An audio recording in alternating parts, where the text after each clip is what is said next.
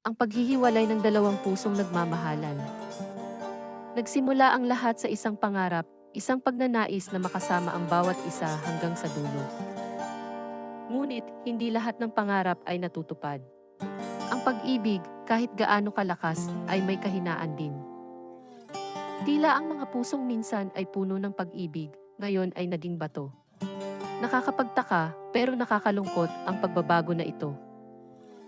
Pinili nilang iwan ang isa't isa, hindi dahil sa nawalan sila ng pagmamahal, kundi dahil sa hindi na nila maalala ang dahilan ng kanilang pagmamahalan. Ang sakit ng paghihiwalay ay hindi madaling lunasan. Itinuturo nito sa atin ang halaga ng bawat sandali na kasama natin ang taong mahal natin. Ngunit, sa kabila ng sakit na ito, nagbibigay rin ito ng pag-asa. Maaaring hindi ngayon, pero balang araw, magiging maayos rin ang lahat.